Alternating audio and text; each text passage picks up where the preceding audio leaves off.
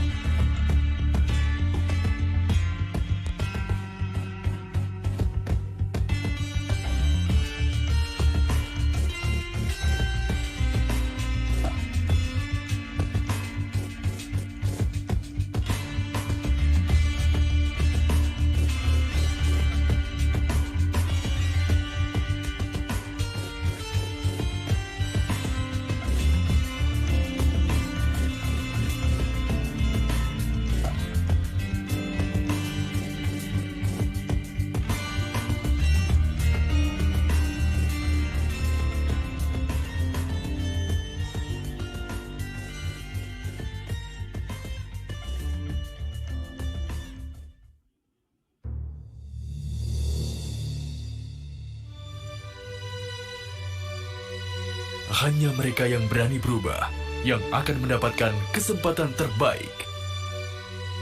Kami menjawab tantangan untuk bertransformasi menjadi media informasi yang terintegrasi. Bisnis Indonesia semakin mengokohkan dirinya menjadi penyedia informasi ekonomi dan bisnis. Kesuksesan yang kami raih bukanlah tanpa tantangan. Prinsip yang kami pegang teguh dalam setiap aktivitas kerja membuat tantangan kami pandang sebagai sebuah peluang. Kami berupaya untuk seimbang di segala aspek, jujur dan bertanggung jawab, selalu memberikan solusi dan layanan prima, membangun kemitraan yang produktif, terus berpikir kreatif untuk menciptakan produk-produk inovatif. Semangat inilah yang menjadikan kami perusahaan multimedia terbaik. Tanpa melupakan dari mana kami berada, Bisnis Indonesia terus berkembang dan berinovasi. Bisnis Indonesia Group hadir memberikan solusi media terpadu untuk bisnis Anda dengan unit usaha Big Media dan Big Services. Melalui Big Media, kami menyajikan informasi secara akurat dan terpercaya melalui berbagai format media. Informasi tentang bisnis dan ekonomi menyebar lebih luas hingga ke berbagai daerah di Indonesia. Semakin cepat, mudah, dan dapat diakses dimanapun Anda berada.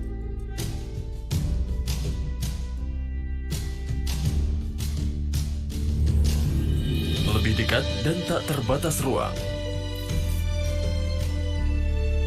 Kami hadirkan pula layanan terpadu dari lini usaha Big Services untuk menunjang beragam kebutuhan korporasi Anda.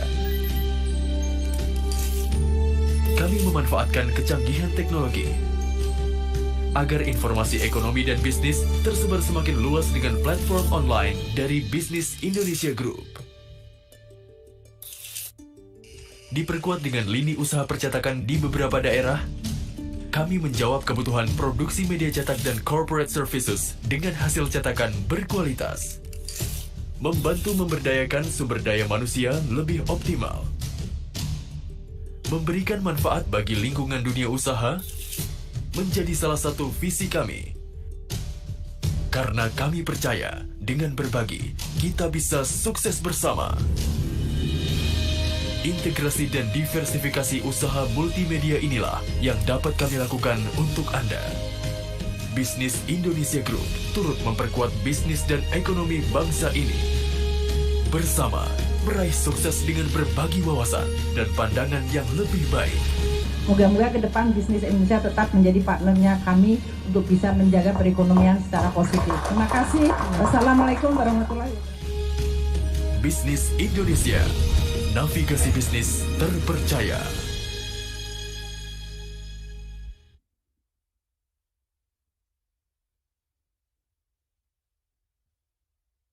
Selamat siang, Sobat Bisnis semuanya. Assalamualaikum warahmatullahi wabarakatuh. Salam sejahtera untuk kita semua. Kembali hari ini kita jumpa lagi dalam bincang-bincang santai dalam rangka bagaimana kita mensosialisasikan protokol kesehatan, saling mengingatkan bahwa kesehatan itu sangat penting. Nah, saya Hamdan Purwoko dari Gedung Bisnis Indonesia di Karet Tengsin, Jakarta Pusat, akan memandu jalannya diskusi ini, dan nanti akan hadir narasumber yang sekarang sudah ada adalah Pak Teddy Sugianto. Beliau adalah dari tiket.com, dan juga nanti ada Pak Haryadi, tapi beliau masih agak terlambat karena beliau masih di Apindo. Tapi nanti kita tunggu, semoga bisa join dan mengikuti diskusi kita. Nah, kalau kita tengok selama kita menjalani PSBB sejak beberapa bulan terakhir, kenaikan mereka yang terkena COVID naik turun dan ada kecenderungan meningkat, dan sampai sekarang kita melakukannya untuk Jakarta 2 kali PSBB dan belum juga menunjukkan tanda-tanda akan segera melandai, dan ini akan tentu menimbulkan dampak yang panjang bagi dunia usaha. Nah, dalam konteks ini kita akan bicara tentang kiat dan manuver industri HoReCa dalam menangani COVID-19. HoReCa ini adalah hotel, restoran, dan kafe. Dan kali ini salah satu pintu masuk untuk kita bicara mengenai hotel dan restoran adalah salah satunya adalah tiket.com. Jadi kita nanti akan bicara panjang lebar mengenai industri HoReCa ini, bagaimana dampaknya, dan tentu bagaimana kita mencoba membangkitkan sektor ini dengan tetap mengikuti protokol kesehatan.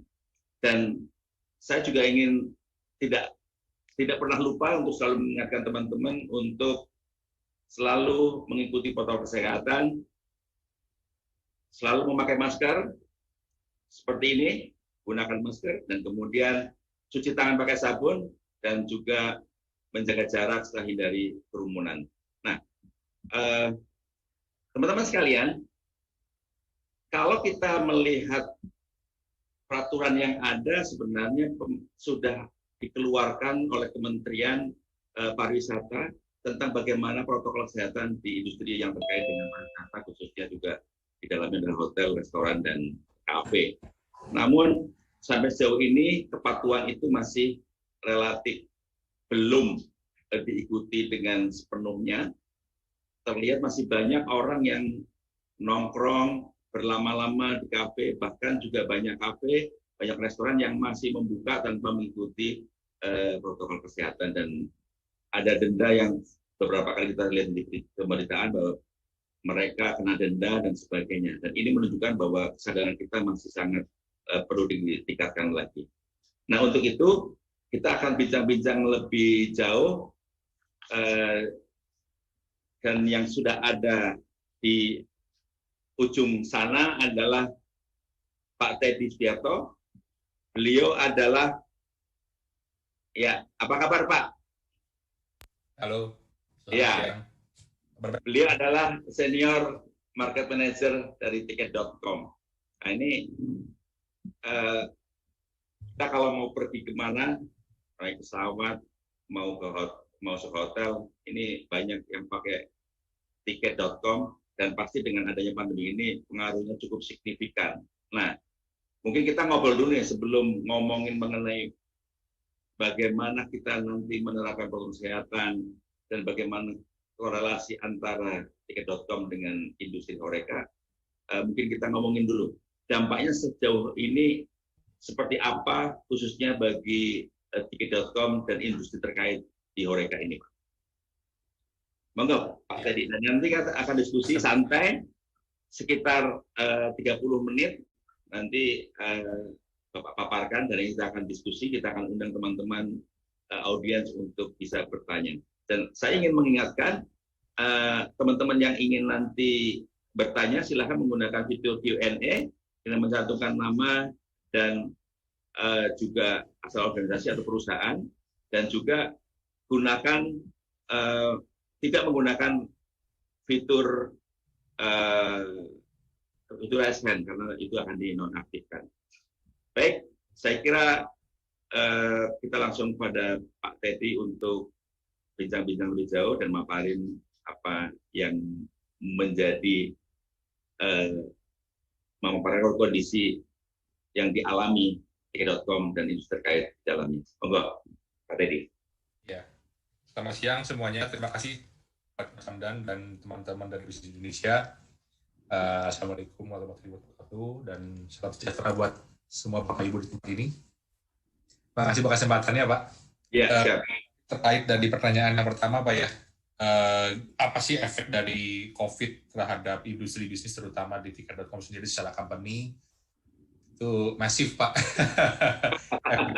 Kencang. Industri kita itu sempat nyentuh di April dan itu berkelanjutan sampai ke awal Mei, itu volume kita tinggal 1% secara keseluruhan. 1% doang, Pak. Yang 99% itu wipe, terhilang begitu saja, Pak. Ini total seluruh vertikal produk yang kita punya, Pak ya. Flight, hotel, train, activities, semuanya, Pak. Betul-betul habis, ada sama sekali, dan ditambah di periode yang sama itu kita ngalami banyak sekali, dan ini mungkin terjadi di mana ya, semua yang sudah booking dari sebelum-sebelumnya dan belum sempat check-in, belum sempat terbang tiket pesawatnya itu semuanya minta request to cancel. Jadi company waktu itu jujur sangat-sangat repot sekali ngejar ini semua. Kita berusaha bantu mereka untuk bisa dapetin refund-nya, tapi karena jumlahnya banyak sekali yang request, itu ratusan, bahkan ada satu periode tertentu itu setiap harinya ribuan yang minta request untuk cancel, minta refund uangnya kembali, Pak. Dan mereka nggak mau diganti voucher, mereka prosesnya pengen cepat karena mereka juga sedang panik. Kita paham sih, Pak. Kalau saya coba jadi tamu, saya memposisikan diri sebagai tamu, saya juga pasti akan mengalami kepanikan yang sama ya.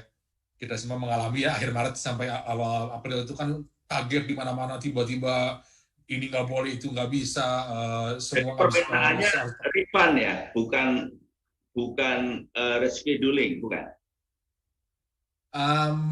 Kita awal-awal coba tawarkan untuk mereka bisa reschedule. Nah, tapi berkelanjutan dengan perkembangan yang terjadi, masuk ke pertengahan April, masuk ke awal Mei, ternyata kan ini masih extend terus si PSBB-nya, dan akhirnya diakhiri dengan benar-benar cut, dihentikan perjalanan sama sekali, Jakarta tutup dari semua kota-kota yang lain, dan itu kerasa sekali untuk Jakarta itu kan pusat bisnis untuk Indonesia kan.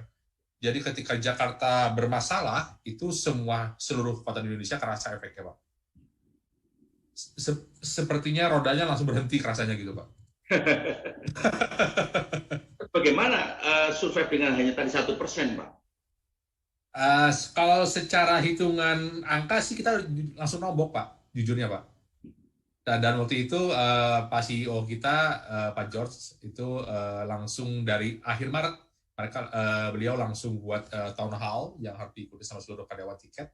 Dan beliau memastikan, saya 2 minggu ini sudah kerja keras untuk bantu handle gimana cara kita bisa proses refund kepada customer, supaya mereka tidak kecewa kepada tamu. Dan yang kedua, saya sudah bicara dengan bos-bos pemilik tiket.com, itu dari Jarum Group. Saya sudah ketemu dengan Pak Michael, saya sudah bicara dengan beliau, potensi ke depan seperti apa, after pandemic, apa rencana kita yang akan kita lakukan, kalau kita dikasih kesempatan untuk bisa grow lagi. Dan Pak Michael sudah setuju, ini saya pikir langkah yang bagus Pak.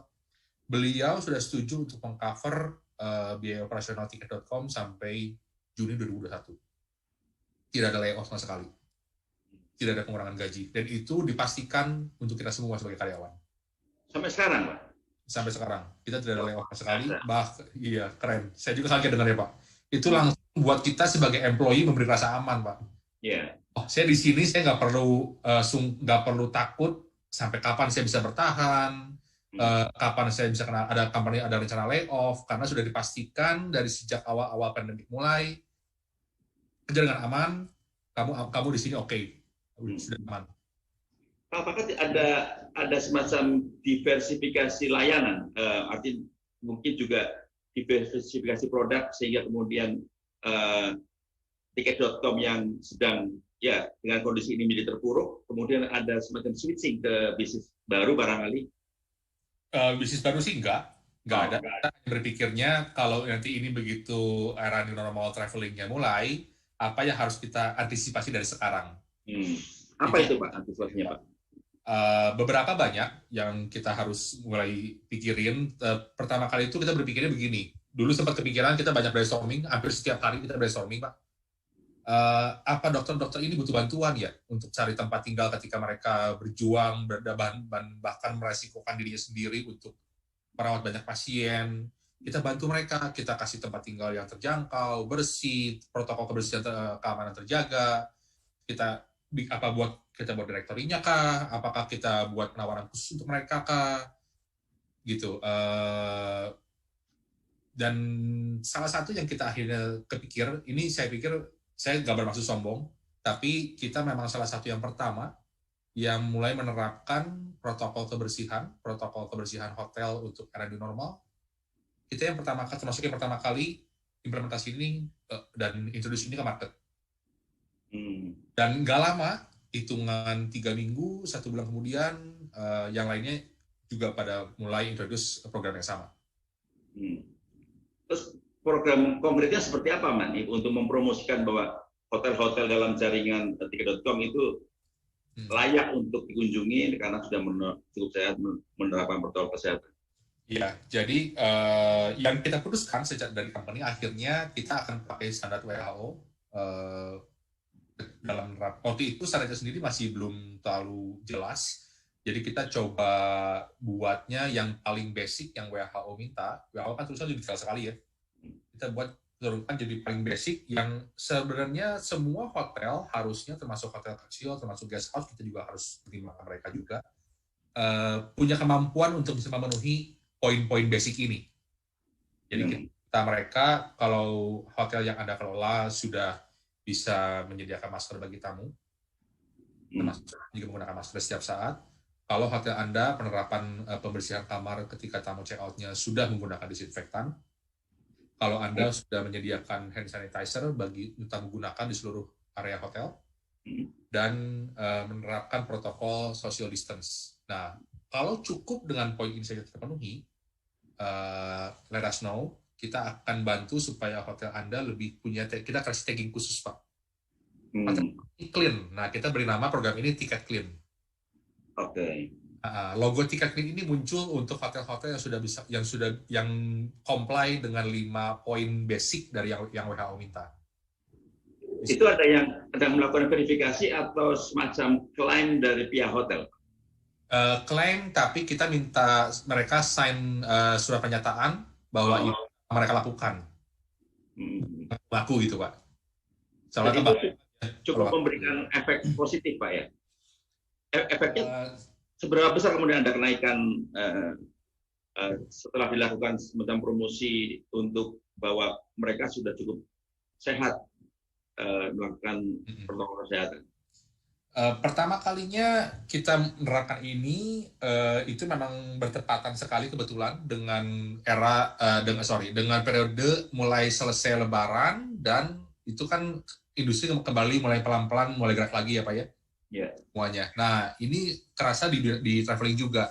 Karena waktunya bersamaan dengan kita mulai memperkenalkan program Tiket Clean, dalam waktu 2 minggu aja kita bisa langsung kelihatan, Pak. Semua hotel yang sudah compliance dengan Tiket Clean itu mereka pertama punya booking volume lebih besar, growth-nya dibandingkan yang belum Tiket Clean.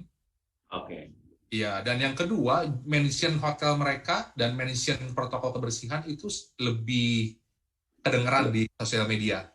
Karena di-mention sama para tamu yang habis stay. Hotel ini oke loh, dikasih fotonya lah mereka, ketika mereka lihat housekeeping-nya, bersihin kamarnya pakai fogging, disinfektan, gitu-gitu, Pak. Jadi hotel-hotel yang termasuk gelombang pertama yang langsung bisa comply dengan Tiket Clean, mereka langsung volumenya jauh lebih cepat pulih dibandingkan yang belum. Pak, ada pandangan dari Pak sejumlah orang bahwa hotel yang menggunakan AC sentral dibandingkan dengan AC yang sifatnya split ya, AC yang setiap kamar ada AC-nya, yang secara terpisah. Nah itu konon akan ada perbedaan dalam tingkat hunian karena orang takut masuk ke hotel yang sentral. Seperti itu atau betul? Iya, itu juga kita lihat Pak. Tren seperti itu kita lihat. Jadi yang split itu tamu lebih trust sekarang dibandingkan yang sentral. Itu memang betul terjadi Pak. Dan itu artinya kita bisa bilang bahwa yang paling terdampak sebenarnya hotel besar ya, karena yang Yes, betul. Jadi sampai ketika di pertengahan Agustus, sementara volume kita udah mulai lumayan pulih, itu hampir pernah mencapai angka 80% dari sebelum pandemi secara volume. Itu kebanyakan dinikmati sama justru bukan 4 anniversary hotel Pak. Hotel bintang 5 itu lebih lambat kenaikannya. Mereka itu berjuang keras untuk bisa minta tamu kembali nginep. Karena masalah itu tadi Pak, salah satunya sentral AC. Selain masalah AC, apalagi Pak yang mungkin menjadi kekhawatiran publik untuk menginap di hotel? Yang kita temukan itu privacy Pak, berikutnya. Seperti apa maksudnya? Jadi ketika tamu datang, saya di 5-star hotel itu kan bergelimang fasilitas, itu kan yang mereka jual selama ini. Tapi kalau saya berenang bareng sama orang yang saya nggak kenal, tapi kalau saya di satu ruangan gym yang bersamaan dengan 20 orang yang saya nggak kenal, itu kan pikirin Pak. Mereka penuh fasilitas, jadi mereka nggak mau pakai. Oke, jadi artinya mereka kecenderungannya mencari hotel yang mungkin jadi lebih murah karena tidak ada fasilitas yang seperti kolam renang, yang karena khawatir dia akan bertemu dengan orang-orang yang tidak kenal, alas gym juga gitu ya. Sehingga kemudian satunya adalah pilihan hotel yang mungkin bintang 1, bahkan mungkin hotel butik ya, yang mungkin lebih privasi gitu ya. Yang kedua Pak, yang lebih tepat Pak. Jadi butik hotel itu jauh sekarang sedang tren. Sekarang mereka sedang menikmati volume besar-besaran. Bagus sekali okupansinya, bahkan butik hotel yang menawarkan open space itu sekarang mereka penuh Pak. Hampir tiap minggu, tapi karena itu open space, mereka lokasinya itu di antara pertengahan Cianjur Sukabumi, lokasi di Bandung Selatan di tengah hutan gitu Pak lokasinya. Jadi nggak ada pas-pasan dengan tamu lain, itu jarang sekali. Villanya aja jaraknya bisa berapa ratus meter antar villa. Nah, saya jadi tergelitik untuk bertanya nih sebelum saya buka pertanyaan untuk audiens. Ini kita ngobrol aja jadi karena cuma berdua. Apakah ini kemudian akan menjadi tren baru ke depan, Pak? Karena kita kan akan tetap, meskipun nanti akan ada vaksin, tetap kita akan hidup bersama dengan COVID, gitu loh. Nah, apakah itu dengan pola cara masyarakat mengkonsumsi layanan hotel yang tadi lebih ingin terbuka, jauh dari keramaian, kemudian tidak ingin terlalu banyak berpapasan dengan tamu yang lain yang dia tidak kenal, apakah itu berarti akan ada perubahan tren ke depan, atau bahkan mungkin landscape industri perhotelan akan ada perubahan? Akan berubah, betul Pak. Sama seperti gaya working from home yang sekarang kita sedang jalani bersama-sama. Ini kan akan stay permanently, model WFH ini, even after the pandemic end, bahkan ketika pandemi sudah selesai sekalipun, WFH akan tetap berjalan untuk sebagian besar perusahaan. Nah, dalam dunia traveling pun juga kita punya pendapat yang mirip, Pak. Jadi, walaupun nanti corona ini ya kita anggap sudah selesai, tanda kutip, gimana pun cara skenario selesainya gitu, Pak ya, sebagian besar dari travelers itu akan ada muncul satu segmen travelers yang baru yang memang mereka menemukan bahwa ternyata 5-star hotel itu bukan satu-satunya cara berlibur loh. Nah, untuk Indonesia sekali lagi karena kita punya itu landscape Indonesia itu kan unik ya Pak ya.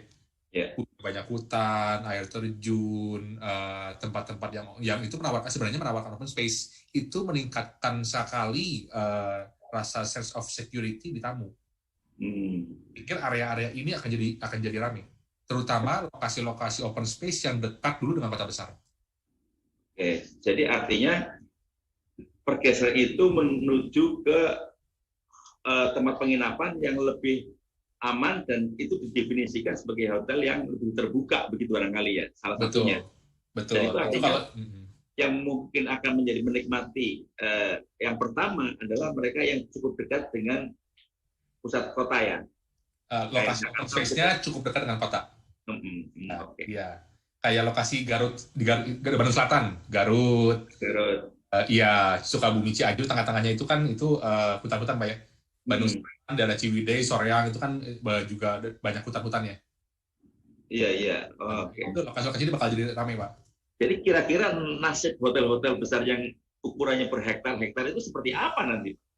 Kalau menurut 5-star yang seperti yang di kota besar gitu, dan yang di center. Iya. Karena mereka itu kan sebenarnya besar dan mahal karena ada banyak fasilitas, Pak. Kita bisa pakai ruang bisnisnya, kemudian kolam renang dan segala macam yang sebenarnya orang udah nggak butuh lagi di era COVID ini ke depan. Iya, saya pikir itu mereka akan menjadi kategori hotel yang memang eventually akan pulih, Pak. Saya mereka udah nggak punya harapan, enggak sih Pak ya.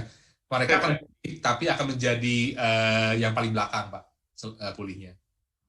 Setelah yang open resort dapat duluan, setelah yang bentuk-bentuknya farmstay dapat duluan, boutique hotel dapat duluan, and then guest house, hotel-hotel murah dapat duluan karena murah dan AC-nya itu sendiri-sendiri yang menjadi kemudian, dan ini baru kemudian hotel kelima.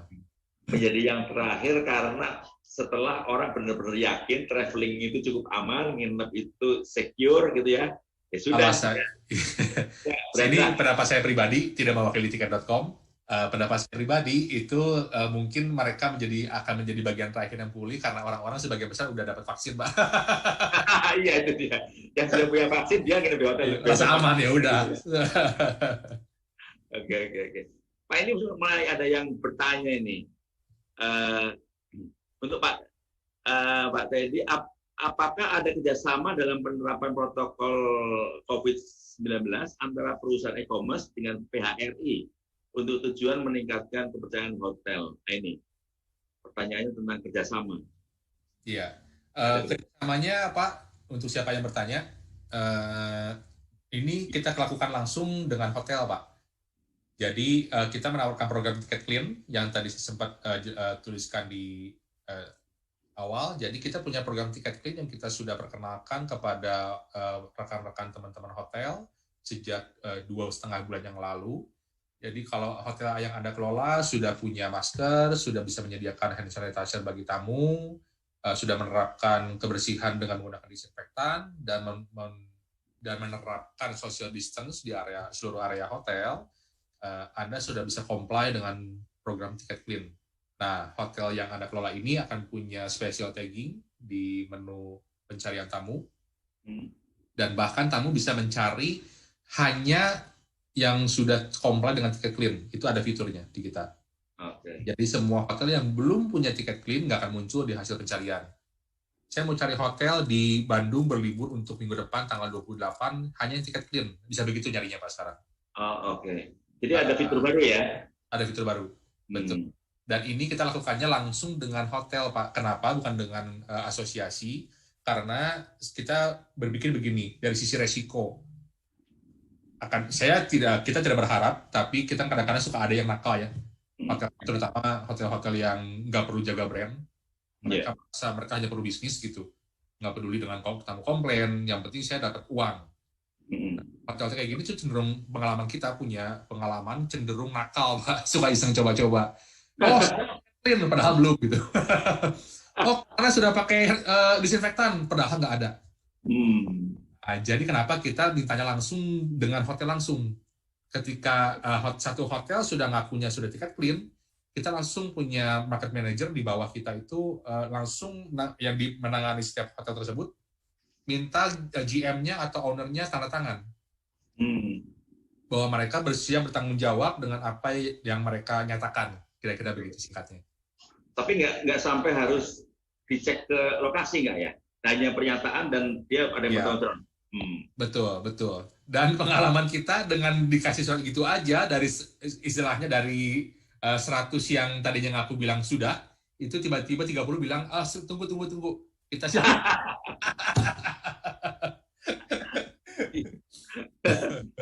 Artinya mereka selama ini masih coba-coba apa ya? Iseng ngaku-ngaku aja, Pak. Siapa tahu nggak ketahuan. Ketika sudah bertanggung jawab, mikir juga dia. Nah, ini yang kita jaga tamunya. Jangan sampai tamu komplain. Iya, jadi nggak ada kerjasama dengan asosiasi langsung pihak hotel, itu malah lebih menjamin ya, lebih secure. Itu lebih, iya betul. Kita serius dengan ini, jangan bercanda. Ini kan kesehatan nyawa orang kan Pak ya. Iya. Sini juga kalau tadi penanyanya nggak ngasih nama, ini dari Riyandi. Halo Pak Riyandi. Apa ada kebijakan dari pemerintah untuk membantu industri e-commerce semacam relaksasi seperti industri lainnya, misalnya sektor keuangan, perbankan? Jadi mungkin pertanyaannya, sekarang pemerintah kan banyak memberikan stimulus ya, ke banyak sektor. Nah, apakah sektor seperti e-commerce ini, khususnya yang terkait dengan perhotelan seperti tiket.com, juga ada insentif yang didapat? Ini baru dibahas kemarin dan programnya belum disahkan, Pak. Jadi baru mulai digaungkan saja. Kita dengar di belakang secara WhatsApp group gitu. Udah mulai dengar selentingan-selentingan, stimulus berikutnya yang akan dibuat oleh pemerintah itu masuk ke industri pariwisata. Akan dimulai dari hotel-hotel kecil justru, Pak. Bisa menikmati, tapi mereka jadi perlu melaporkan pajak 3 tahun terakhir. Jadi ini yang mereka dapat duluan itu ya mereka yang memang bayar pajaknya benar, kira-kira gitu Pak. Jadi yang dapat insentif adalah langsung ke hotelnya, tidak ke e-commerce-nya ya? Tidak ke e-commerce-nya. Hotelnya langsung yang harus sign, yang harus mengajukan diri dan harus memberikan NPWP dan bukti laporan pajaknya 3 tahun terakhir. E-commerce seperti tiket.com nggak mengajukan, Pak. Karena itu juga terdampak juga. Kalau tadi dibilang bahwa 90% lebih itu gone, sementara hanya tinggal 1% untuk bertahan. Ini kan setelah hotel yang kita dengar OTA.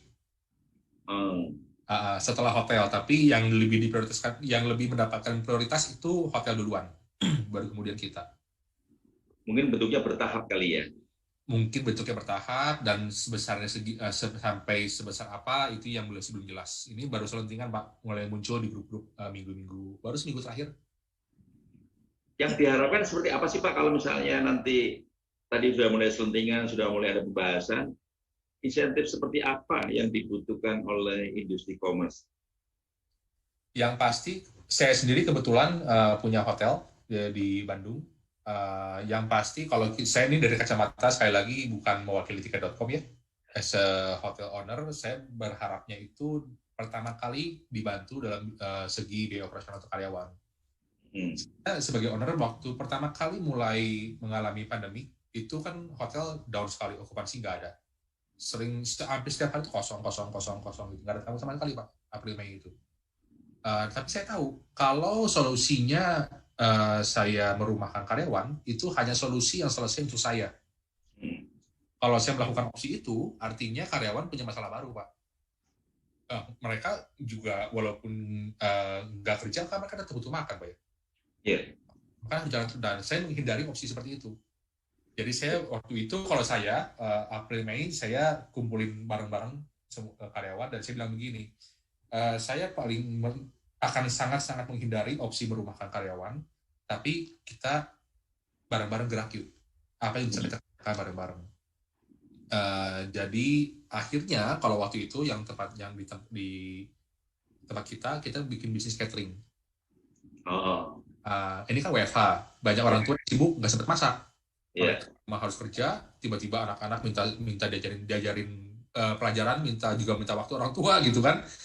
Jangankan masak katanya gitu. Nah, saya ngelihat catering ini punya kesempatan, saya bilang.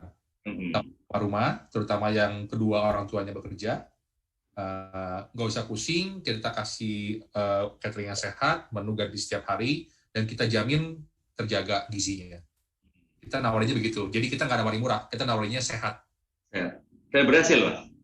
Berhasil, Pak. Dalam waktu minggu pertama, kita udah handle 1.000 piring setiap harinya. Wow. 2 minggu pertama aja. Dan ini yang buat saya sampai hari ini tidak merumahkan satupun karyawan di hotel kita.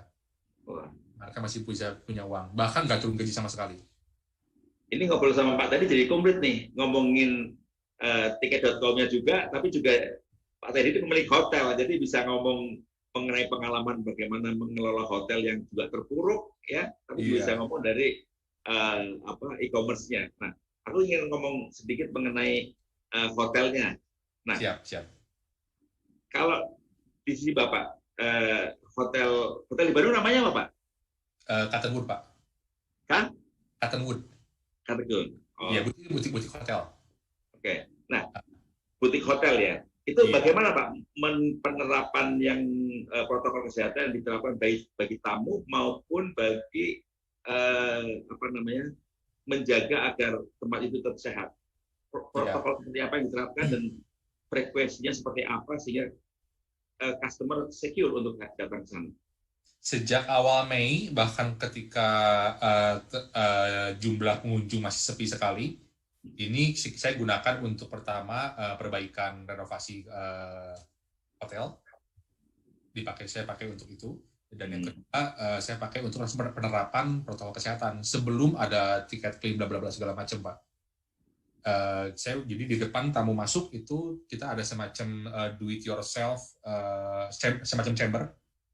Kamu datang ke sana, nggak perlu ada sensor yang otomatis ketika ada orang mendekat, ada semprotan nostril dari atas, kiri, kanan, depan, belakang, semprot selama 10 detik.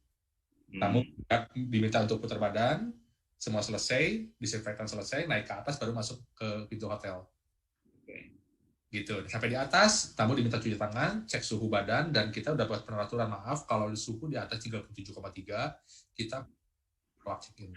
Tapi kita akan kembalikan uangnya full. Gitu. Dan untuk hotel, untuk kamarnya, setiap kali tamu check out, kita punya mesin fogging yang kerja otomatis juga. Jadi kamar itu 15 menit sebelum mulai housekeeping, itu di fogging dulu, Pak, disinfektan. Sampai udah kayak gelap semua gitu karena asap. 15 menit, nah baru kita housekeeping masuk. Frekuensinya, apakah setiap kali tamu pergi? Setiap tamu check out, selalu. Dan ketika mau tamu akan datang, akan ada tamu baru yang akan datang, apakah juga di-fogging lagi ketika ada jeda cukup lama? Ketika tamu selesai check out, sebelum mulai tarik bed cover-nya, tarik spray bekasnya, ambil handuk, sebelum itu dimulai, kita langsung disinfektan dulu semuanya. Selesai kita lap, terutama yang area-area yang tamu sentuh ya, steker lampu, remote TV, remote AC, keran, pintu kamar mandi, handle-nya, itu kita lap. Kita make sure bahwa itu, dan untuk karyawan kita siapin vitamin setiap hari, Pak. Jaga imun. Ya, sini langsung makan dulu vitamin. Ini kan menjadi costly ya. Jadi Jadi ada pasti, betul. tambahan dari kondisi normal. Sementara beban biaya itu kan tidak bisa sekonyong-konyong dibebankan kepada customer kan. Karena mereka juga ya masih untung, nah dia mau spend uang untuk nginep di hotel, cari yang murah pula dalam kondisi seperti ini. Nah ini seperti apa nih Pak strateginya? Beban biayanya itu apakah dengan mengurangi margin ataukah ada cara yang lain? Saya nggak bisa jawab ini secara general untuk semua jenis properti ya Pak ya, karena kan properti punya struktur biaya yang berbeda-beda. Kalau misalkan gini, guest house dan boutique hotel itu udah beda punya cost structure-nya.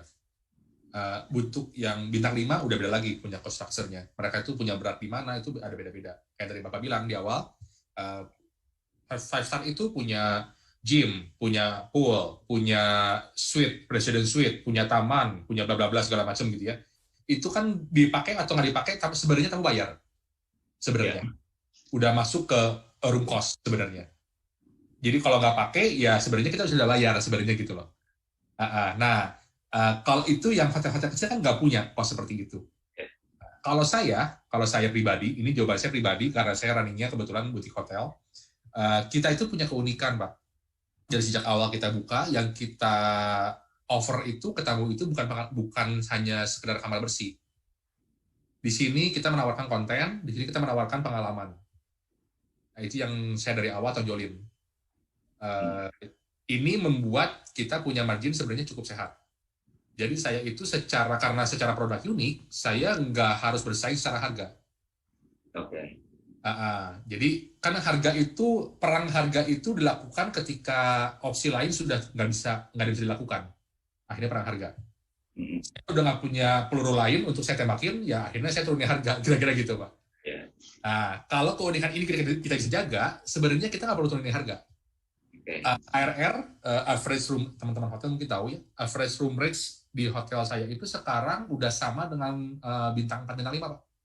Oke. Artinya sementara yang lain turunin, saya harga yang sebelum pandemik. Tapi okupansi. Dengan tadi promosi bahwa hotel kami adalah hotel sehat seperti itu ya. Pertama, rasa aman dibangun lagi kelasnya. Kita kasih tahu via IG channel kita, kita udah punya ini ya, waktu Anda masuk semua akan dijaga dengan baik. Kalau sampai jadi kita sangat minim resikonya ada orang yang seperti itu. Nah, itu yang pertama. Dan yang kedua, tamu akhirnya lebih prefer ke kita dibandingkan hotel karena kita punya produk memang unik. Dari awal udah cukup terkenal. Saya nggak bermaksud sombong. Memang ini dari ulasan yang tamu kasih ke kita. Mereka bilang di tempat saya itu unik karena punya ini, setiap sudutnya itu asik untuk difoto, katanya gitu. Kapan-kapan pengen ke sana nih Pak Jimmy. Boleh Pak. Dengan senang hati terbuka Pak. Nah, ini ada pertanyaan dari Melisa Yuri. Halo, Melisa. Pak tadi berapa besar dana yang sudah di-refund atau di-reschedule selama pandemi dari pelanggan tiket.com? Tiket.com ya. Dari tiket.com masuk awal Mei udah selesai 100%. Mungkin pertanyaannya nilainya ini bisa dibuka Pak. Oke, nilainya nggak bisa kita buka Pak. Tapi kalau effortnya saya bisa buka. Termasuk senior level management waktu itu sepanjang April kita jadi CS semua Pak. Oh ya. Iya, untuk bantu tim CS karena betul-betul kewalahan Pak. Betul-betul kewalahan. Ya kebayang ya, ratusan bahkan pernah dalam satu periode tertentu ribuan request untuk refund setiap hari itu nggak handle Pak. Jadi numpuk. Itu kan bikin tamu komplain kalau dalam waktu panjang, let's say kita punya benchmark itu kalau dalam waktu 4 hari masih nggak ada jawaban dari kita kepada tamu, kepastian, pasti level trust tamu kepada tiket berkurang. Yeah. Nah ini kita hindari. Jadi semua tim-tim yang marketing kan lagi kosong workload-nya. Bantu CS. Termasuk para direkturnya, Pak. Oh, artinya nambah line telepon juga dong. Oh iya, nah kita bikin shift. Karena kan itu CS itu akhirnya jadi bisa dibilang 24 jam, Pak, bisa dibilang. Waktu itu. Jadi nggak mungkin dibikin shift normal. Jadi CS yang betul-betul CS, kita kurangi shift jam kerja mereka, dan kita gantikan sama kita ini gitu. Jadi kata kuncinya sebenarnya menjaga reputasi, menjaga kepercayaan ya. Menjaga trust, betul. Kita coba memandang dari kalau saya jadi tamu, apa yang saya harapkan sebenarnya.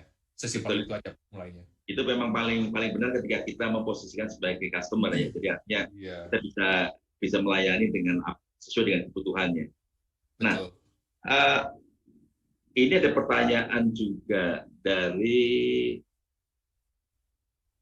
Dito Roy. Setelah diterapkannya PSBB transisi di beberapa kota besar seperti Jakarta, apakah hal ini sudah mempengaruhi tingkat konsumsi wisata masyarakat, di tingkat kunjungan hotel barangkali maksudnya? Selanjutnya, apakah ada daerah-daerah di Indonesia yang sudah mulai meningkat tingkat wisatanya khususnya untuk Bali dan Nusa Tenggara? Nah, ini wisatanya satu bicara hotelnya nih. Ini kayaknya Bapak pegang hotelnya yang di Bali atau di NTT, Pak? Iya. Ini relasi dengan hotel di Bali, mungkin dia bekerja di sana atau bahkan pemiliknya dia. Oke. Salam kenal, Pak.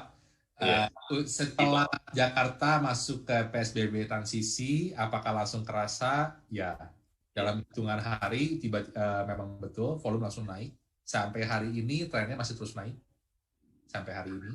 Dan kalau kita bisa jaga supaya jumlah, jangan berharap ya sampai ada muncul wave berikutnya lagi, itu yang harus kita jaga bersama-sama. Kalau itu nggak terjadi, saya pikir dalam akhir tahun Bali udah mulai kerasa seharusnya. Sekarang belum, jujur, karena sekarang kan efek gini, staycation itu kan orang pasti hanya cenderung. Jadi ada satu yang unik yang baru, Pak, yang satu lagi muncul. Tamu mencari bukan lokasi, tapi berapa jauh dari rumah saya jaraknya. Jadi waktu mereka cari hotel, mereka bukan mau cari Bandung, mau cari Malang, cari Jogja, bukan cari begitu, Pak. Saya cari hotel-hotel yang memenuhi kriteria ini, villa, punya kolam renang, dan tiket clean, misalkan ya. Tapi jaraknya 60 km dari rumah saya, contohnya gitu, maksimal. Nah, sekarang trennya begitu. Apakah sekarang ada permintaan Ada permintaan dari mereka yang sebenarnya bukan kebutuhan untuk memang harus pergi, tetapi memang hanya wisata, karena dia kalau Bapak bilang tadi kan menginap di hotel dalam jarak dengan rumah yang cukup dekat. Iya, betul. Iya, artinya mereka benar-benar kalau saya persepsikan udah nggak tahan di rumah, dia ingin pergi, meskipun sebenarnya nggak ada kebutuhan pergi, nggak ada kebutuhan yang mengharuskan dia pergi ya. Iya, betul sekali. Itu yang terjadi, dan yang paling kerasa efeknya pertama kali naik itu satelit-satelit kota besar, Bandung, Garut, Pangandaran, Cirebon, Cianjur, Sukabumi, Puncak maksud saya. Kemudian Malang, Batu, Sidoarjo, dan Bali itu next. Ini sedikit bocoran. Kita baru minggu lalu dapat hasil report dari Google Travel. Bali ini untuk long weekend minggu depan, itu salah satu kota yang paling dicari sama tamu. Ini kan long weekend terakhir sebelum akhir tahun. Lebih spesifik gimana, Pak? Jadi Google itu kan suka kasih report, Pak, keyword apa yang tamu sering ketik yang berkenaan dengan dunia traveling. Kasih laporan kita. Nah, waktu berkenaan dengan keywordnya city, Bali itu masuk ke top 5. Oke. Kalau secara volume kan Bali itu kan sekarang masih belum naik, Pak. Yang paling terakhir naiknya. Sementara kota-kota besar, tempat-tempat wisata lain udah mulai naik, Bali itu masih belum sampai sekarang. Nah, ini sedikit bocoran aja dari Google, kasih report ke kita. Ini report Google ya, belum tentu terkonversi dalam bentuk bookingan ya. Laporan pencarian. itu banyak sekali yang ketik Bali. Pencarian itu dalam konteks untuk mencari informasi seberapa aman. Nah, iya itu dia yang saya nggak bisa pastikan. Oke. Jadi bukan mencari hotel, tapi mungkin juga hanya sekedar melepas kangen, mau ketik-ketik Bali, aduh saya kangen sama suasana Bali. Nah itu ada Pak sekarang Pak. Iya, iya. Plus minus sih Pak. Plus minusnya karena satu sisi ya, saya ngelihat dengan begini juga sebenarnya kita SSS Society lebih bisa terjaga kesehatan mentalnya Pak. Iya. Teman di Melbourne, sekarang tingkat suicide di Melbourne sedang tinggi-tingginya Pak. Tingkat apa? Bunuh diri. Oh ya. Lockdown itu berkepanjangan, terus diperpanjang sama pemerintah. 2 bulan terakhir tingkat orang bunuh diri di Melbourne itu tinggi sekali. Stres karena betul-betul lockdown, nggak boleh keluar rumah. Wow. Tapi kalau dibuka kayak di kita lockdown buka yang terjangkit naik. Ya, jadinya Pak. Kalau main layangan itu tarik ulur gitu, tarik ulur. Sampai kapan gitu kan? Iya. Dilematis, semua serba dilematis. Mau dikunci total salah, orang pada dibuka salah. Dibuka. Tapi saya setuju dengan pendapat Pak Camdan tadi di awal waktu kita ngobrol-ngobrol sebelum sesi. Yeah. Masyarakatnya memang harus sadar betul-betul. Kalau mau main ya jaga, pakai masker, bawa sanitizer di kantong celana, sering-sering pakai. Ya memang harus sadar Pak, jangan diingetin. Iya, makanya ini kita ngobrol ini kan dalam rangka mengingatkan semua orang masyarakat sehingga kemudian harapannya ya sudah mereka sadar dan frekuensi di pariwisata, hotel akan membaik. Karena kalau menurut saya kalau kita melihat perilaku dari COVID-19 ini sebenarnya karena masa inkubasinya 12 hari dan kemudian 12 hari itu kalau misal dia juga akan mati dalam hitungan jam misalnya di tempat terbuka tanpa droplet itu kan artinya sebenarnya kalau semua orang tanpa kecuali betul-betul patuh disiplin di rumah sepenuhnya, di rumah bahkan pakai masker, itu dalam 1 bulan itu selesai.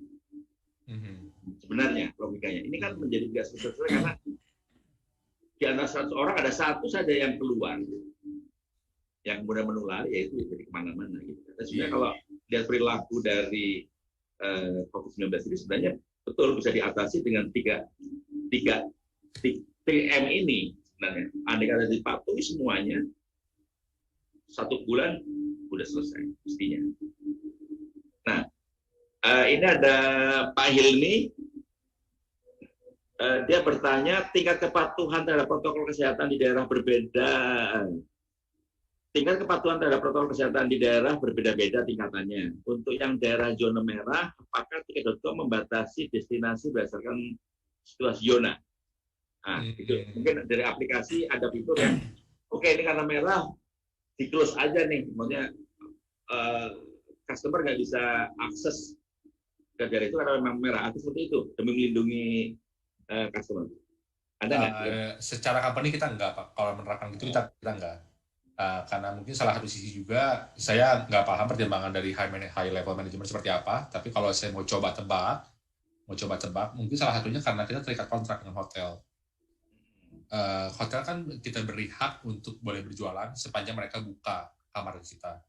Jadi tiba-tiba kita nggak bisa potong sepihak gitu. Itu melanggar perjanjian Pak. Oh ya. Dan lagi pula kalau kita bicara zona merah kan sebenarnya ada juga bagian-bagian di zona merah itu yang sebenarnya memenuhi protokol kesehatan. Iya betul. Zona merah juga nggak ada masalah kalau 3M-nya kita patuhi kan sebenarnya. Betul. Tapi yang kita lakukan di website Tiket.com, kalau cek masuk ke paling atas itu kita pasang header. Itu link informasi terkini tentang COVID, perkembangan COVID, termasuk zona.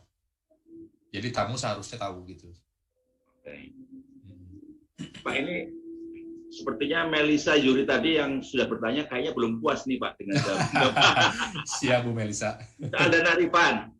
Dan dari Rifan yang sudah selesai disampaikan ke pelanggan, apakah mempengaruhi kinerja tiket.com gitu ya? Karena tadi uangnya pada kembali, apakah mempengaruhi kinerja? Pastinya iya ya. Tadi kita jelasin. Nah, apakah gelombang Rifan ini bisa mempengaruhi rasa trust ke tiket.com? Mungkin bisa lebih dielaborate lagi dari penjelasan Bapak yang tadi cukup singkat.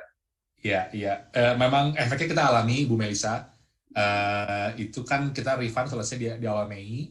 Itu ketika masuk ke Lebaran, 2 bulan setelah Lebaran itu volume bisnis kita udah 80% dari sebelum pandemi. Itu saya pikir merefleksikan tingkat trust tamu ketika itu sekarang meningkat.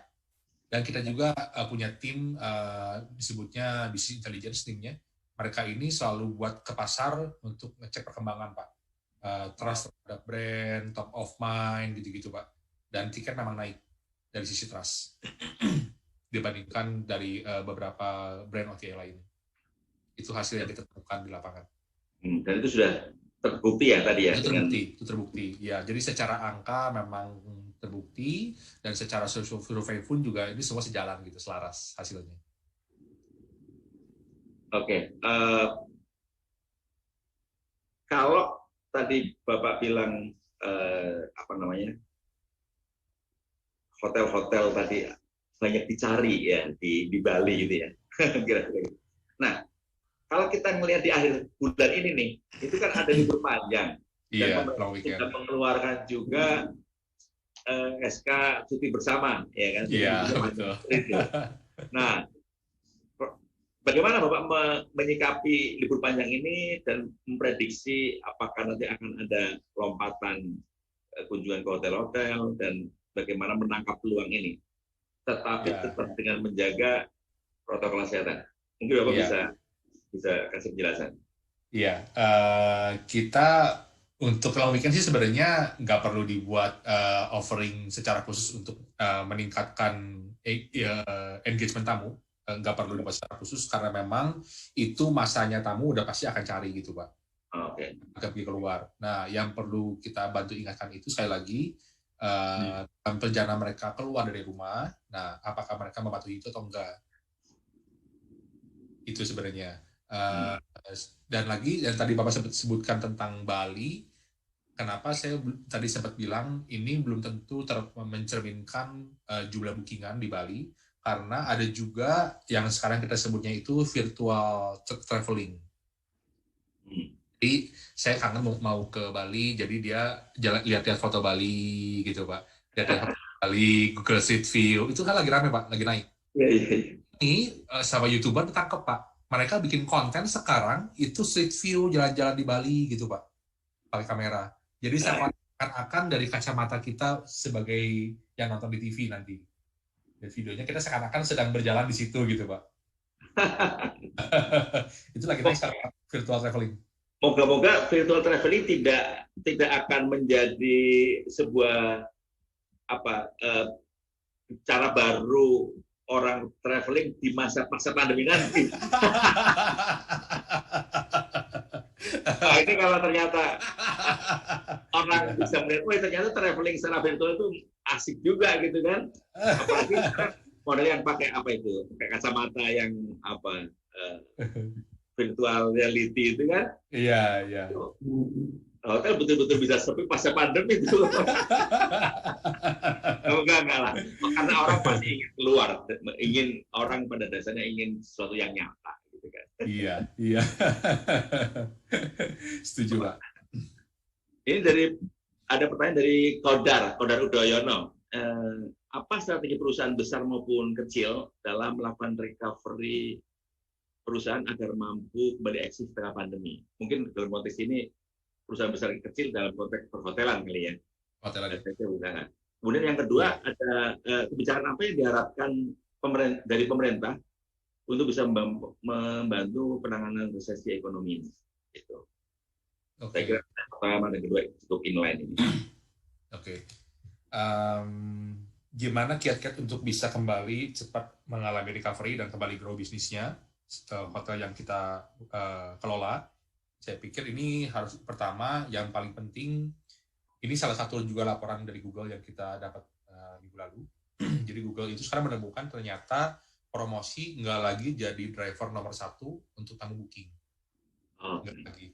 Jadi sekarang Google menemukan dari survei di lapangan, ternyata sekarang penerapan protokol kebersihan jadi driver nomor satu sekarang. Melebihi promosi. Artinya hotel murah pun kalau nggak punya protokol kebersihan, itu nggak pilih. Artinya begitu, Pak. Oke. Artinya kalau ngomongin promosi, juga promosi kesehatannya ya, bukan promosi dalam arti rate ya? Ya, bagian yang pertama dari penerapan protokol udah pasti termasuk dari pengenalan produknya, Pak, udah pasti. Nah, kemudian baru diikuti oleh campaign, promosi, baru diikuti dengan fleksibilitas. Jadi, Google kasih 4 driver utama. Yang pertama itu kebersihan, standar kebersihan yang hotel lakukan. Yang kedua, fleksibilitas yang hotel tawarkan. Maksudnya apa? Kalau hotel kan biasanya terkenal H-3 cancel hangus ya. Nah, kan udah umum ya seperti itu ya. Nah, sekarang tamu harapkan lebih fleksibel hotelnya. Karena situasinya karena sewaktu-waktu bisa nggak terduga ada penutupan PSBB lagi. Nah, betul. Jadi yang ketiga itu baru promosi. Yang keempat terakhirnya itu privacy. Iya, jadi hotel yang bisa menawarkan low risk of meeting with other guests itu akan lebih favorit. Iya, jadi kalau kita ini aplikasikan dalam bentuk hari ini dalam bahasa sehari-hari, artinya hotel-hotel yang punya banyak open space. Itu kan low risk of meeting other guests. Saya akan jarang sekali ketemu berpapasan sama tamu lain, atau villa-villa, atau tree house, camping, glamping gitu, Pak. Ini favorit. Dan ini memang sudah terjadi, Pak. Kalau kita ikuti sosial media, sekarang IG itu penuh sekali dengan penawaran akomodasi yang seperti ini bentuk liburannya. Bukan menawarkan kamar hotel yang lagi tren sekarang. Bentuknya paket itu atau seperti apa? Bentuknya itu jadi saya kemarin beberapa bulan yang lalu saya sempat datang ke Ciwidey, itu di Gunung Puntang, Pak. Ini ada satu properti di sana yang waktu saya datang itu sekitar bulan September, itu sampai akhir Oktober sudah penuh, Pak, maaf. Oh iya? Jadi kalau Bapak booking harus tunggu November. Nah, satu lagi saya baru tahu 2 minggu yang lalu itu di Sukabumi Pelabuhan Ratu, lewat lagi sekitar setengah jam dari situ. Itu juga sama, lokasinya masih di tengah hutan gitu. Itu dia sampai Februari penuh, Pak. Sampai Februari penuh. Sampai Februari penuh. Lokasinya gimana? Itu bentuknya tanah 4 hektar yang dibangun dalam bentuk menjadi 11 villa. 4 hektar di 11 villa, Pak. Tapi disewanya mahal. Kalau yang saya kebetulan lihat ya. Nggak semua seperti ini, nggak semua. Asalkan bisa, jadi begini, kalau yang kita tangkap dari Google yang berikan report ke kita, artinya yang paling penting untuk industri hospitality lakukan pertama itu penuhi dulu protokol kebersihan. Itu penting buat tamu sekarang. Termometer, hand sanitizer, disinfektan, dan jaga jarak. Itu penting. Tamu sekarang anggap itu sebagai nomor 1 yang paling penting. Gitu. Dan yang kedua baru itu keunikan. Nah, ini juga tren yang berikutnya lagi. Sekarang hotel-hotel tematik, hotel-hotel yang punya konten, yang bisa menawarkan konten buat tamu yang datang, bukan sekedar nginep ya. Itu jadi favorit sekarang. Ini jadi sama milenial. Jadi kayak semacam atraksi di hotel gitu ya? Bukan atraksi. Jadi saya bisa apa ya? Saya bisa show off ke teman-teman. Saya lagi di sini loh, hotelnya bagus. Dan waktu lihat fotonya, wah cantik, lucu gitu, Pak. Instagramable lah mungkin. Ya, Instagramable. Itu lagi rame, Pak. Betul. Ini berarti artinya begini. Kalau kita bicara Instagramable, artinya ini sejalan dengan yang kita temukan. generasi pertama yang akan memulai traveling itu milenial. Mereka berani mengambil resiko, mereka nggak bertahan di rumah yang tadi Pak Jamdan bilang, tapi mereka mereka itu karena berani mengambil resiko, ini yang harus kita bangun awareness-nya. Please jaga, pakai masker, terutama ketika ketemu sama orang lain. Yang Pak Teddy sampaikan itu tadi berdasarkan demografi dari yang masuk lewat tiket.com ya. Jadi dari usia tadi. Itu hasil surveinya Google untuk Indonesia. Oh, oke. Nah, kalau dari tiket.com sendiri kan pasti juga bisa melihat data-data yang masuk ya dari orang yang booking di situ. Nah, apakah ada pergeseran, Pak? Misalnya orang yang villa atau cottage itu menjadi meningkat permintaannya dibandingkan di properti yang sifatnya kayak bangunan. Iya. Itu ya. Salah satunya Pak, yang tadi saya sebutkan menawarkan privacy. Di tamu low risk of meeting other guests itu juga salah satunya yang kenapa villa sekarang Pak. Karena villa itu kan diambilnya kan satu unit semua. Iya. Nah, ini sekarang lebih preferable dan ARR-nya villa karena naik Pak.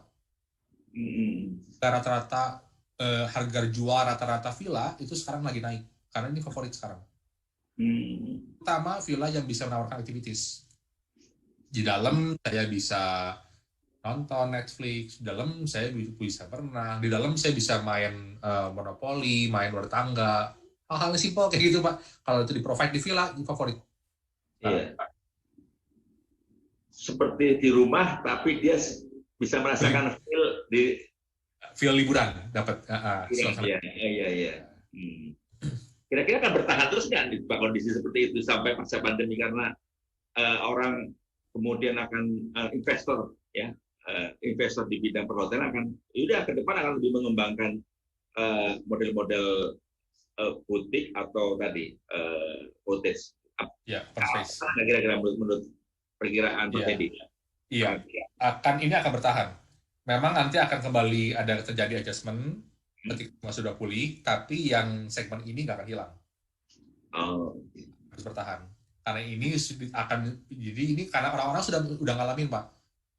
Oh, ini asik ya. Yang begini juga oke loh. Saya menikmati loh. Ini sebenarnya kalau kita bicara di luar Indonesia, Australia, Papua, Swiss gitu ya. Ini udah terjadi duluan Pak di luar Pak. Jadi yang disebutnya itu mereka istilahnya ini itu vacation rental disebutnya. Jadi bukan hotel, produknya bukan kamar tapi unit. Nah, ini kalau untuk yang orang-orang luar sana itu udah sekarang ini udah volumenya itu bahkan melebihi tahun lalu Pak, yang normalnya. Jadi volume bookingannya villa di bulan September itu melebihi September 2019.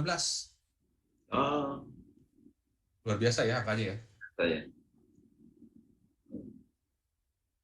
Oke. Ini dari banyak juga yang pertanyaan. Dari Rudi. Sebelum pandemi sebenarnya masyarakat sudah aware dengan transaksi e-commerce termasuk tiket.com. Nah, nanti ketika new normal berjalan dan juga pasca COVID nanti, menurut prediksi Pak Teddy, apakah masyarakat akan makin getol pengguna pesan lewat e-commerce ini? Saya kira iya. Iya, udah pasti, Pak. Online udah pasti, karena sekarang kan orang dalam masa 6 bulan terakhir ini aja, sekarang orang dipaksa untuk belajar online. Untuk belanja dapur ya. Sekarang kan online naik. Iya. Itu kan makanya kenapa Tokopedia, Amazon tuh naik saham. COVID itu mempercepat sebenarnya, karena dulu orang sudah mulai aware dengan digital, maunya dimanjakan lewat digital, semua dimudahkan, tapi dengan adanya COVID, makin terakselerasi ya, orang makin... Iya, betul. Yang dulu tidak mau dan nggak ngerti, menjadi belajar. Dipaksa sekarang. Betul, Pak. Betul. Dan begitu merasakan nyaman sekali lewat e-commerce dan platform digital, pasti sudah ketagihan. Teman saya kebetulan di Bandung punya usaha jualan sayur organik. Sebenarnya dia udah mulai 2016 sebenarnya. Dia senang dengan tanam sayuran, itu dia happy. Nah, jadi bisnis 2018. Ini usaha dia masuk April 2020 kemarin, itu rekrut karyawan sampai 7 kali, Pak. Oh ya. Karena volumenya naik 20 kali lipat katanya. Jualannya via Instagram, Pak. Dia jual apa, Pak? Tadi? Sayur organik. Sayur organik. Tapi dia langsung dalam April masuk ke Mei, masuk ke Juni, tiba-tiba tempat dia itu jadi komplit segala ada. Bisa beli juga daging, bisa beli juga butter, bisa juga beli roti sekalian, bisa macam-macam sekarang, Pak. Jadi seperti belanja supermarket. Dia bikin Google Form simple. Tapi it works, Pak. Dia rekrutmen banyak, volume naik jauh. Jadi memang selalu dalam setiap musibah seperti juga kali ini selalu ada yang terpuruk, tapi juga membangkitkan bisnis-bisnis baru. Ada orang yang berkembang dengan situasi yang baru itu ya. Dan ini tinggal bagaimana kita bisa mengambil manfaat. Oke, ini ada pertanyaan dari anonim nih, Pak. Pak izin bertanya, bagaimana cara meningkatkan omset di bidang travel di era pandemi ini? Apakah mesti diadakan promosi besar-besaran atau seperti apa? Ini kelihatannya malah minta semacam advice nih dari Pak Teddy bagaimana meningkatkan omset di bidang travel. Dan mungkin dia punya bisnis travel, mungkin ya, punya biro atau mungkin juga punya hotel. Ini tips untuk meningkatkan omset di saat pandemi. Saya hanya bisa kasihnya general ya, karena saya nggak tahu spesifiknya ini ngomongin apa, travel apa yang dimaksud dengan travel. Ini bapaknya cukup terkenal, Pak Anonim. Banyak mana Pak Anonim. Kidding, Pak. Bercanda, Pak. Karena Bapak ini nggak sebutin industrinya secara spesifik, jadi mungkin saya nggak lagi bermaksud so pintar, nggak. Saya hanya berusaha berikan sepemahaman saya saja. Selalu yang namanya bisnis mulai dari kebutuhan. Jadi dengan adanya era seperti ini, sekarang apa sih yang menjadi kebutuhan masyarakat? Itu yang kita sekarang identifikasi dulu. Sekarang apa sih yang orang cari? Sekarang apa sih yang mereka butuhkan? Nah, dari situ baru kita terjemahkan ke bisnis yang kita mau bangun, yang kita mau mulai, atau yang kita punya. Apakah saya bisa pivot untuk bisa serve kebutuhan itu atau enggak? Gitu. Kalau jawabannya dapat, itu pasti ada bisnis baru. Tadi kan Pak Camdan sempat bilang dalam setiap musibah pasti ada yang turun, tapi ada juga yang naik. Ya namanya ekonomi kan begitu ya. Uang itu nggak pernah hilang. Uang itu kan hanya berpindah tangan. Uang itu nggak pernah hilang, cuma pindah tangan dan berkembang. Coba gitu. Jadi ketika ada yang loss, pasti ada yang menikmati. Siapa? Nah, kita tugasnya cari. Sekarang ini kebutuhannya di mana ya dengan era begini. Kalau Bapak dapat dan Bapak bisa kasih solusinya, Bapak bisa offer solusinya, di situ ada bisnis. Jadi kalau saya tangkap bahwa sebenarnya kita kan ingin mengambil uang dari konsumen ya. Jadi kemudian bagaimana kita men-treat konsumen itu sesuai kebutuhannya sehingga dia mau spend uang. Ya, betul. Karena dia memang membutuhkan apa yang dia inginkan bisa dipenuhi. Jadi mindset-nya harus menempatkan diri seperti Pak Teddy tadi bilang, menempatkan posisi kita sebagai konsumen. Jadi apa kebutuhannya? Saya butuh ini sekarang. Oh, ini dialami sama banyak orang nggak? Nah, semakin banyak yang mengalami itu, semakin besar potensinya. Seperti tadi di hotelnya Pak Teddy di Bandung, sekarang orang butuh yang paling penting adalah prioritas ada soal kesehatan. Maka kemudian yakinkan itu ya. Betul. Pertama kesehatan, kedua tematik, punya bisa over konten, dan kita bisa serve ini, ya properti kita akan jadi favorit. Karena menawarkan semua yang kamu cari. Pak Teddy, ini rupanya saya dapat informasi Pak Haryadi rupanya belum selesai meeting di asosiasi yang belum pimpin di Apindo. Level pas itu beliau sibuk, Pak. Ya. Jadi rasanya karena kita punya waktu sebenarnya kita setting 1,5 jam, rasanya mungkin sebaiknya kita percepat karena beliau sudah memutuskan tidak jadi join. Mungkin satu pertanyaan untuk sebagai penutup. Perubahan apa saja nih kalau kita ngomong paradigma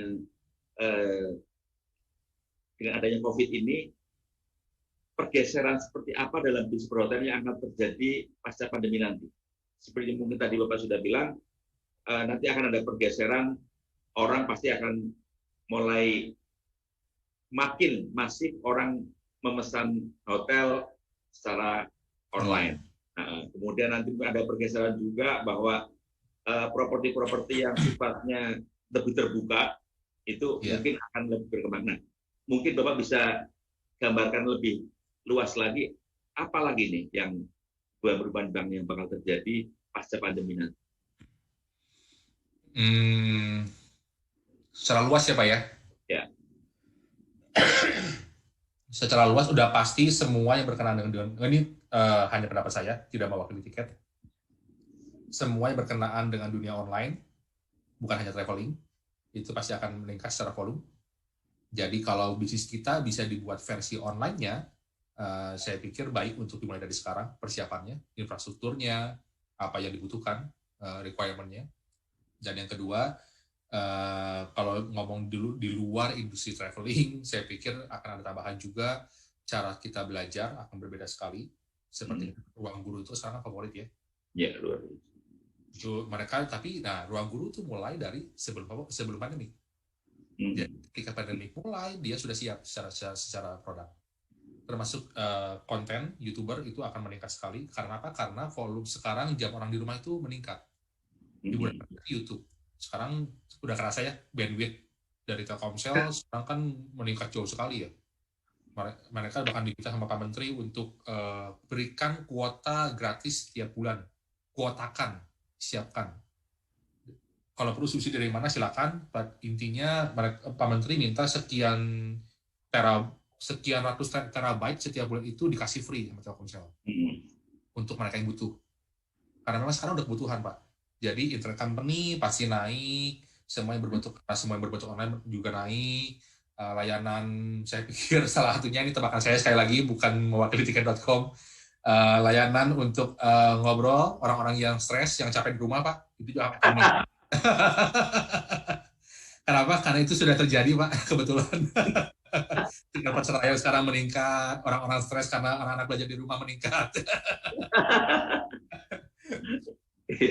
Dan artinya akan butuh lebih banyak hiburan ya, traveling, kira-kira itu menjadi bisnis yang betul. Satu lagi yang sekarang saya lihat mulai tren tapi belum terlalu hits itu bioskop di rumah. Di menawarkan, dikirim proyektor beserta film pilihan dibawa ke rumah, pinjem 1 hari berapa?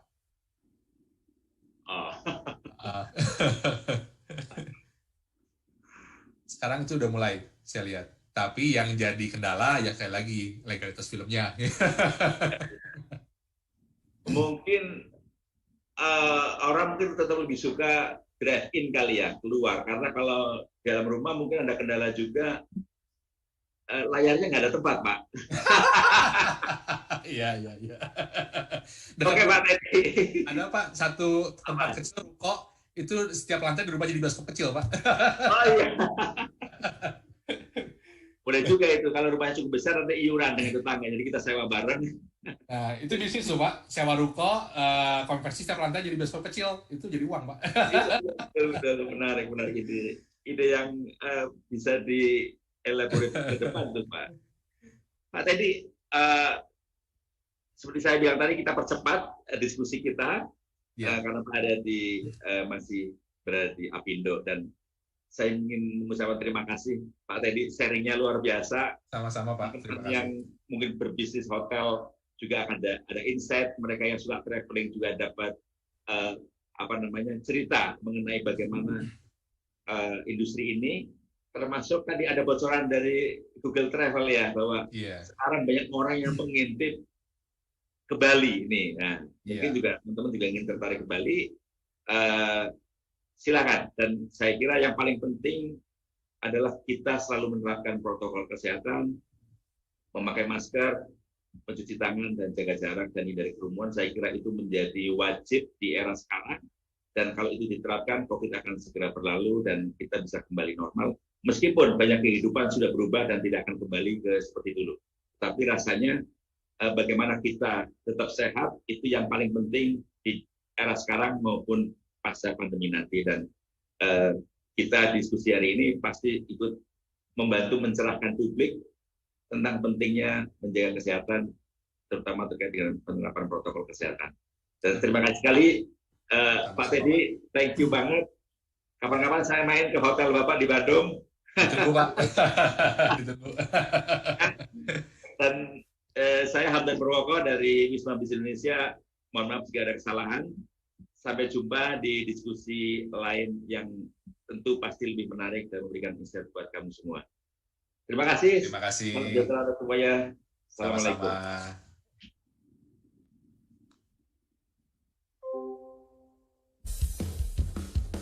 Oh my God.